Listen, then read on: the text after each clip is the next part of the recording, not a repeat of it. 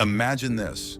You're walking through the streets of ancient Rome in 67 AD, and you witness something that chills you to your core. The emperor, Nero himself, is strolling through the forum with what seems to be his new wife, a breathtaking young woman adorned in silken jewels. However, whispers follow them because everyone is aware of the horrifying truth. The woman by the most powerful man in the world was once a boy named Sporus. What Nero did to him stands as one of the most disturbing instances of psychological and physical abuse in history.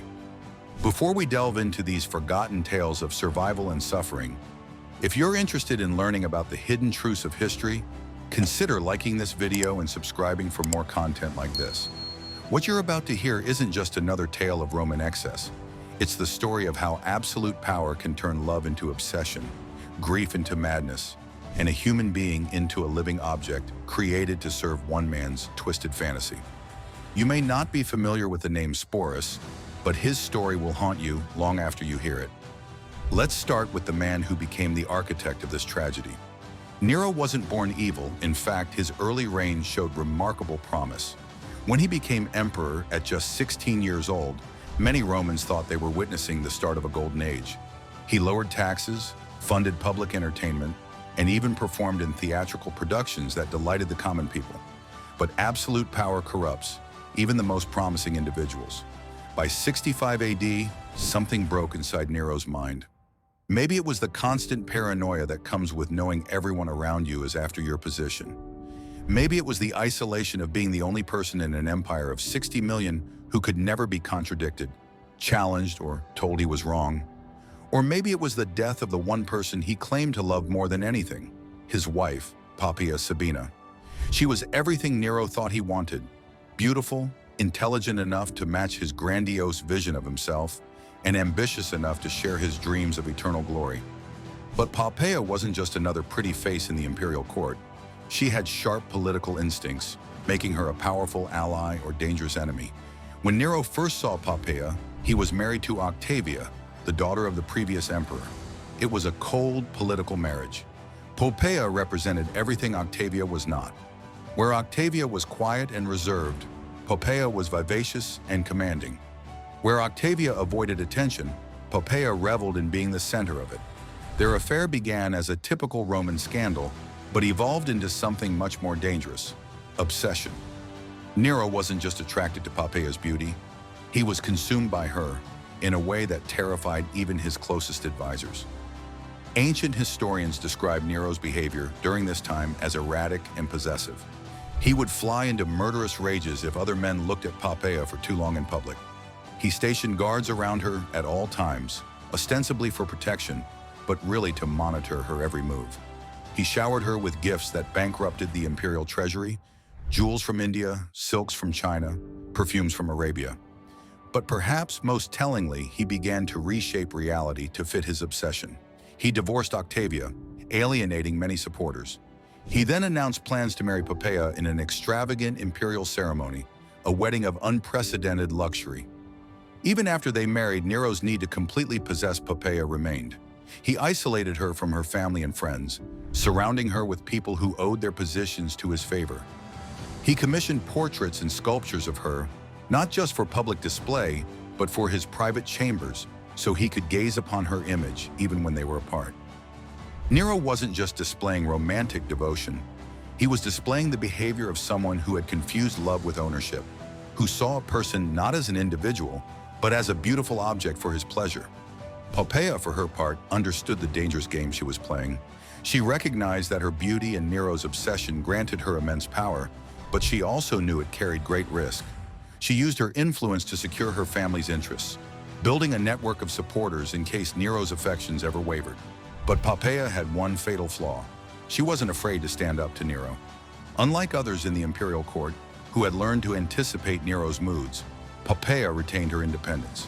She would argue with him over policy decisions, criticize his artistic pursuits, and mock his performances when they didn't meet her standards. The exact details of what happened on that fateful day in 65 AD vary depending on the historian, but the outcome was the same. During a domestic argument, some say over Nero's late return from chariot races, others say over his theatrical pursuits, the emperor lost control in a way that would haunt him forever. According to Tacitus, the argument escalated when Poppaea criticized Nero's priorities, claiming he cared more about his public image than his duties as a husband and father. She was pregnant with their second child at the time, and perhaps the stress made her less willing to tolerate Nero's increasingly erratic behavior. What followed has been debated, but most agree that in a fit of rage, Nero either kicked or struck Poppaea with such force that she suffered fatal internal injuries. Some sources say it was one blow to her abdomen, while others describe a prolonged attack that left her bleeding and unconscious. Imagine the moment when Nero realized what he had done. The man who commanded 30 legions could have anyone executed with a word, and was worshipped as a god in eastern provinces, had just destroyed the one thing he actually cared about. The woman he had obsessed over was dying because of his own uncontrolled violence. Ancient sources describe the scene that followed as one of the most pitiful in imperial history. Nero reportedly threw himself on Poppaea's body, alternately begging for forgiveness and commanding her to live, as if his imperial authority could even extend over death. He summoned the best physicians in Rome, offering them fortunes to save her life and threatening torture if they failed. But it was too late. Poppaea died within hours, taking with her the unborn child who might have been Nero's heir. In that moment, something broke inside the emperor's mind. His grief wasn't just emotional, it was a complete break from reality. Nero's mourning became legendary. He refused to have Poppaea's body burned in accordance with Roman custom, and instead had it embalmed and placed in a tomb more elaborate than those of previous emperors. He declared her divine, established a cult in her honor, and spent days speaking to her corpse as if she could still hear him. The imperial court now had to pretend that Poppaea was still alive, referring to her in the present tense and leaving her favorite seat empty at banquets. Anyone suggesting the emperor move on was exiled, or worse. It was during this period that Sporus first came into Nero's line of sight, though the young man had no idea he was stepping into a nightmare. Sporus was probably around 14 or 15, born into slavery within the imperial household and freed as a child. He was educated for administrative duties, a position that afforded him relative privilege compared to other lower-class citizens. But this privilege came with complete dependence on imperial favor, leaving him vulnerable to the whims of his masters. What caught Nero's eye wasn't Sporus's intelligence or skills, but his face. Ancient sources agree that the young man looked eerily similar to the dead Poppaea, especially around the eyes and bone structure.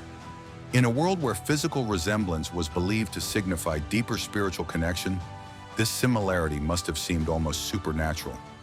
The first time Nero saw Sporus after Poppaea's death, something clicked in his broken mind. Here was a chance to undo what he had destroyed. The resemblance was so striking that for a moment, Nero may have believed he was seeing Poppaea's spirit in a new form. But there was one obvious issue. Sporus was male. However, for a man who had convinced himself he was a god and had spent months speaking to a corpse, changing someone's gender seemed like a minor obstacle. What followed was one of the most calculated acts of cruelty in history. Nero didn't just force Sporus to dress as a woman, he made the transformation permanent. The emperor summoned the best physicians in Rome and ordered them to perform surgery on Sporus to make him appear more feminine. This wasn't just mutilation, it was the systematic destruction of Sporus's identity as a human being. The surgery was dangerous, painful, and irreversible, often resulting in death from infection or blood loss. Even if Sporus survived, he would be physically, emotionally, and socially altered forever. He would never father children, never experience normal relationships, and never be considered fully male by Roman society. The surgery was conducted in the imperial palace, using primitive surgical techniques and crude anesthetics. The process would have been excruciating, lasting hours and carrying a high risk of death. Once Sporus recovered, Nero shocked even jaded Roman aristocrats by announcing he would marry the young man in a full imperial wedding ceremony. Preparations took months, consuming vast resources.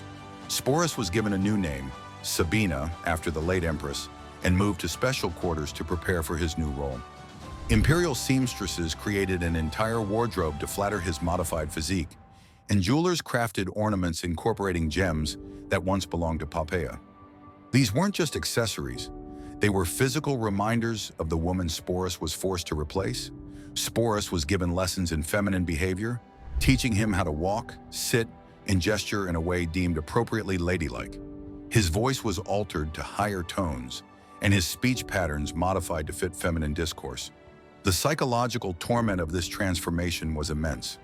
Every day, Sporus was forced to look in mirrors and see a stranger, with every lesson erasing his original identity. In spring 67 AD, Nero married Sporus in a ceremony designed to be as grand as any imperial wedding. However, to those in the know, it was a grotesque spectacle. Nero, the most powerful man in the world, was publicly marrying a surgically modified teenage boy dressed as his dead wife.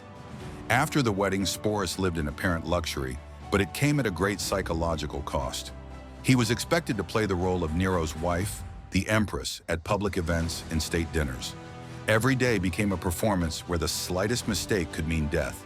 The strain was unbearable. For over 2 years, Sporus lived this bizarre existence. But the nightmare reached new heights when Nero toured Greece. There he displayed Sporus as the Empress of Rome, expecting everyone to accept the fiction as reality. In 68 AD, Nero's excesses led to rebellion across the empire, and the Taurian Guard turned against him. When Nero fled Rome, Sporus was with him. Nero couldn't bear to leave behind his living reminder of Pompeii. They hid in a villa outside Rome, waiting for rescue or capture. When Nero finally chose suicide over capture, Sporus became vulnerable as a symbol of the emperor's reign. What followed was even more tragic. Sporus became a political pawn, passed from one powerful man to another, each treating him as Nero had, dressing him as a woman and calling him by Poppeia's name. Under the Emperor Vitellius, Sporus' nightmare culminated in a final public humiliation in the Colosseum, where he was sexually degraded in front of thousands. Rather than endure this final humiliation, Sporus took his own life, probably by poison, in 69 AD at the age of 20. His story became a cautionary tale about the dangers of absolute power and the human cost of imperial excess. What makes his story so haunting isn't just the abuse he suffered, but how he was systematically stripped of his identity. From the moment Nero decided Sporus resembled Poppaea, he ceased to exist as an individual and became a mere object for the emperor's twisted fantasies. Sporus' suicide was an act of defiance, a final reclaiming of his power to choose his fate. His story serves as a reminder that behind every narrative of imperial grandeur lies the suffering and survival of individuals who deserve our compassion, even across the span of 2,000 years.